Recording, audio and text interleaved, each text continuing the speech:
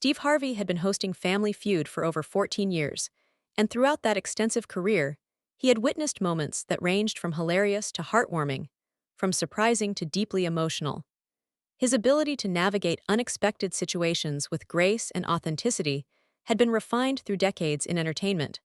allowing him to create environments where genuine human moments could unfold even within the structured format of a game show. On this crisp January afternoon in 2026, as he prepared to welcome two families onto the stage for what the production schedule indicated would be standard programming, Steve experienced that familiar intuition suggesting something significant was about to occur. What would unfold over the next hour would become one of the most shocking and dramatic moments in television history, a revelation so unexpected and devastating that it would leave Steve Harvey audibly gasping and struggling to comprehend how someone could maintain such an elaborate deception for years. Before we explore this astonishing story about hidden identities, parallel lives, and the moment when carefully constructed lies finally collapsed under the weight of truth, if you believe that honesty forms the foundation of genuine relationships, and that deception inevitably leads to devastating consequences, make sure to hit that like button and subscribe to our channel so you never miss these powerful moments that remind us why integrity and truthfulness matter more than any temporary comfort that lies might provide. The Morrison family from Seattle, Washington stood ready to compete, and leading them was 39-year-old Christine Morrison. Christine presented as an articulate professional whose warm demeanor and engaging personality immediately made her likable to everyone in the studio. She had introduced herself during preliminary interviews as a marketing director for a technology company, describing her career with obvious pride and discussing the challenges and rewards of working in a competitive industry. Standing beside Christine was her husband of 12 years, 42-year-old David Morrison, whom she introduced with genuine affection as her partner and best friend. Completing the family lineup were Christine's younger sister Amanda, her college roommate Kelly, who had remained a close friend for 2 decades, and Christine's cousin Brandon, who had grown up more like a brother than an extended family member. The Morrison family appeared to represent the kind of successful modern partnership that reflected current social values. Christine and David both had demanding careers, shared household responsibilities equitably, and presented themselves as partners who had built their marriage on mutual respect and open communication. During the brief pre-show interactions, when Steve typically engaged with families to help them feel comfortable, Christine had spoken warmly about David's support for her career advancement, and David had reciprocated by praising Christine's ability to balance professional demands with their personal life together. They appeared to embody the kind of relationship that many people aspired to create, characterized by equality, partnership, and genuine affection. What Christine did not know, what would be revealed in the most public and humiliating way possible, was that David had been living an elaborate double life for the entire duration of their marriage. The man standing beside her on the Family Feud stage was not simply David Morrison, her husband and partner of 12 years. He was also David Mitchell, husband to a woman named Jennifer who lived 300 miles away in Portland, Oregon, and father to 2 children aged 9 and 7 whom Christine had no idea existed. David had maintained 2 completely separate households, 2 completely separate identities, and 2 completely separate families for over a decade through meticulous planning, constant lying, and a schedule that required him to be absent from each home for extended periods under the guise of work travel that was far more extensive than his actual job required. David's elaborate deception had begun shortly after he married Christine, when he had reconnected at a business conference with Jennifer, a woman he had dated briefly years earlier. Their reconnection had led to an affair that Jennifer had believed was a relationship between 2 single people, as David had told her that he was unmarried and available. When Jennifer had become pregnant unexpectedly, David had faced a decision point that would have allowed him to come clean about his marriage to Christine. Instead, he had doubled down on the deception, telling Jennifer that he wanted to marry her and build a family together, while telling Christine that his job was requiring significantly more travel than it had previously demanded. David had married Jennifer in a private civil ceremony, providing false documentation that indicated he was single and legally able to marry. He had used his middle name as his surname to create the identity of David Mitchell, had established a separate post office box and email accounts to manage communications that needed to remain separate from his life with Christine, and had created an elaborate schedule that allowed him to spend approximately half his time with each family. He had told Christine that his job required regular travel to manage clients and projects in different regions, a claim that was partially true, but that he had exaggerated significantly to justify his absences. He had told Jennifer that his work involved extensive international travel and consulting projects that kept him away from home for weeks at a time, again a claim with just enough truth to be believable. The financial management required to support two households had been complex, and had required David to work far more than would have been necessary to support a single family. He had maintained completely separate bank accounts and credit cards for each household, had filed taxes as married filing separately with Christine, while not filing joint returns with Jennifer to avoid creating a paper trail that might be discovered, and had been extraordinarily careful about ensuring that no documentation from one life ever appeared in the other.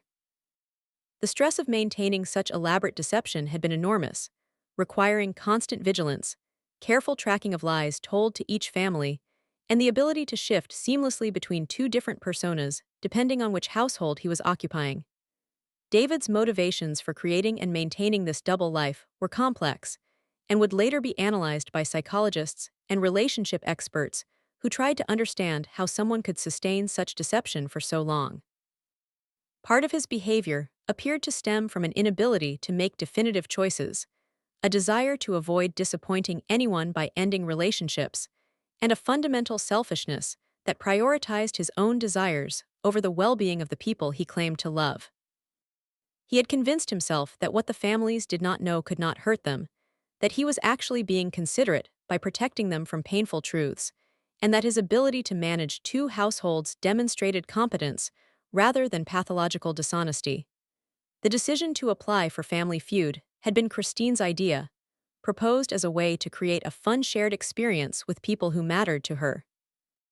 David had been immediately anxious about the proposal, recognizing that appearing on national television carried risks of exposure that he had carefully avoided for 12 years. However, refusing to participate would have raised questions that he was not prepared to answer, and he had calculated that the statistical likelihood of anyone from his Portland life seeing the episode and recognizing him was relatively small. He had agreed to participate while internally hoping that the taping would proceed without incident and that he could continue maintaining the parallel lives he had constructed. What David had not accounted for was that Jennifer, his wife in Portland, was a dedicated Family Feud viewer who watched the show regularly during her lunch breaks. She had tuned in to the live East Coast broadcast on the afternoon of the taping, settling in with her usual sandwich and looking forward to the entertainment that Family Feud provided during her brief respite from work demands. When the Morrison family had been introduced and the camera had panned across the contestants, Jennifer had been casually watching while eating and had nearly choked on her food when she saw David standing on stage with his arm around another woman who was being introduced as his wife Christine. Jennifer's initial reaction had been complete disbelief, a certainty that she must be mistaken, or that the man on the screen must be someone who simply looked remarkably like her husband David. However, as the camera continued showing David's face, and as Steve Harvey engaged with the family and called David by name, Jennifer's confusion had transformed into horrified comprehension. The man on the television screen was unquestionably her husband, the father of her children, the person who had told her just that morning that he would be traveling to Singapore for a 3-week consulting project and would have limited ability to communicate due to time zone differences and demanding work schedules. Jennifer had immediately called David's cell phone, the call going directly to voicemail, as it always did when he was with Christine, and had the phone turned off to avoid accidental discovery. She had then called the Family Feud production offices, explaining with increasing desperation that there was a contestant on the show currently being taped who was committing bigamy and fraud,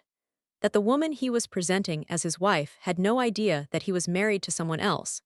and that the situation needed to be addressed immediately before the unsuspecting wife was further humiliated on national television. The production assistant who had received Jennifer's call had initially been skeptical, accustomed to receiving occasional crank calls from viewers with various complaints or concerns. However, something about Jennifer's specific knowledge and genuine distress had prompted the assistant to escalate the call to senior producers, who had quickly verified that Jennifer could provide detailed personal information about David that would not be publicly available, and that strongly suggested her claims were legitimate. The producers had made the difficult decision that the situation needed to be addressed during the taping rather than after the episode aired, both to prevent further humiliation to Christine and because allowing the taping to continue with knowledge of David's deception would be ethically problematic. As Steve Harvey was conducting the game with his characteristic warmth and energy, the Morrison family had been playing competently and demonstrating the kind of positive energy that made for engaging television. David had been participating normally despite his internal anxiety, answering questions when his turn came, and supporting his teammates appropriately. Christine had been enjoying the experience, clearly delighted to be sharing this moment with her husband and the people closest to her. The game had progressed through 3 rounds without incident when a producer had approached Steve during a commercial break and had quietly informed him that there was an urgent situation requiring his attention. Steve had been told in brief and shocking terms that the husband in the Morrison family was apparently living a double life with a second wife and children in another city, that the wife standing on stage had no knowledge of this situation, and that the woman's other wife was on the phone providing information that substantiated her claims. Steve's expression had shifted from confusion to disbelief to anger as he processed what he was being told, and as he recognized that he was about to be involved in what might be the most difficult moment of his television career. When taping had resumed after the commercial break, Steve had made the decision that he could not continue the game without addressing the situation. He had set his cards down deliberately and had stated that there was something requiring immediate attention before the game could proceed. The studio had fallen silent as everyone sensed that something significant was occurring. Steve had turned to David and had asked him directly, in front of his wife and the national television audience, whether there was anything he needed to disclose about his personal circumstances before they continued. David's face had immediately paled as he comprehended that somehow his secret had been discovered. His mouth had opened, but no words had emerged as he struggled to formulate a response to a question that he had never anticipated having to answer in this setting. Christine had looked at David with confusion and then at Steve with concern, trying to understand what was happening and why her husband appeared to be having a panic response to what seemed like an innocuous question. Steve had then stated something that would become one of the most dramatic moments in game show history. He had informed Christine, as gently as the circumstances allowed, that production had received a phone call from a woman named Jennifer who claimed to be David's wife, and who had provided substantial evidence supporting her claim that David had been married to her for 10 years and that they had 2 children together. The studio had erupted in gasps and shocked exclamations as everyone processed what Steve had just revealed. If this story has affected you, if it has reminded you that deception creates devastating consequences, and that honesty forms the only sustainable foundation for genuine relationships, hit that like button and subscribe to our channel to ensure you never miss these powerful conversations about integrity, truth, and the damage that lies inevitably inflict on everyone involved.